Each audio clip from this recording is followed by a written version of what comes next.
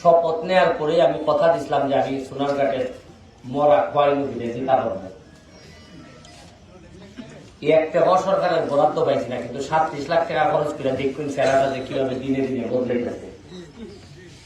নিজে যা রুজি করি সব এই নির্বাচনের শপথ নেওয়ার পর জিতার পর যা রুজি করছিলাম সব আমি খরচ করছি। সেগুলোতে সাহায্য নিছি।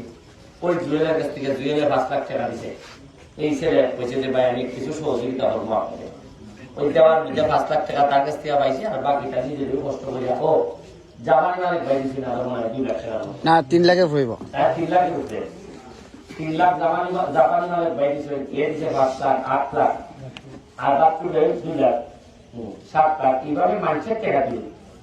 ওই সোনারঘাটে দেখছেন জানে বাজারে যেতে দেখবা দামের এটা মনে হয় অন্তত 4-5 খালি বই গেছে, দেখা যেত না। আর এখন দেখতে কিন্তু অনেকটা বিরাট বড় দিঘির মতো লাগে। সাইডে লাইটিং হইব, বাজারের নমুন হয়েছে ইংরেজি বরং এটা সামনে একটা বাজার ঢুকবে। কিন্তু সমস্যা হইল যে রিপোর্টটা আমি করছি আর আপনারা ফেলাইছি এটাই লোক। গত সপ্তাহে খবর পাইলাম, আমি জীবনে প্রথম আমার পিআইও সাহেব জানাইল যে আপনি তো এমপি হিসাবে 2 কোটি টাকার মতো বরাদ্দ হয়েছে। কয় কোটি পাইছি?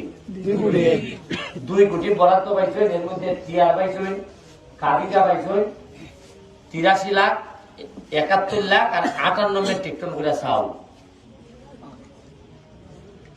আমি জিনিস দিকে দেখলাম এই উকাত দিকে আমার দ্বারা বেড়ে দিবা মানছে, কারণ নেতা হতে দ্বারা মানুষ আয়ত বিচার লেগে বেশি।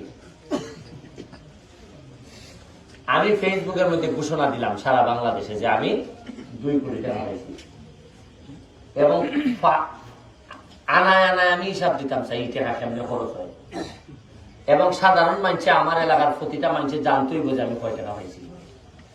জীবনে আপনারা মনে করেন কোনোদিন উঠছেন এমপি হিসাবে কত টাকা পাইছেন? আমরা উঠছি সেটা আপনার অধিকার আসেন না শোনার? আপনি কয় টাকা পাইছেন, আপনি চেয়ারম্যানের কত দিচ্ছেন, মেম্বারের কত দিচ্ছেন, আপনার পছন্দের লোককে কত দিচ্ছেন, এটা মানুষে জানতো না? আমার কেউ বলছেন আমি খবর পাইলাম যে ওই যে টিয়ারটা যায় খাবিকা আয় এটা এমপি সাহেব চাইলে 2 কোটি আইছেন, আমি 1 কোটি 60-70 লাখ খবর আড়াই যায় কেউ দিকে দেখো না কই গেছে। এটা ডাইনাত বা মাত করলে বেলে হয়। তখন আমি বুঝলাম যে খেলে নির্বাচনের ওই জায়গা 3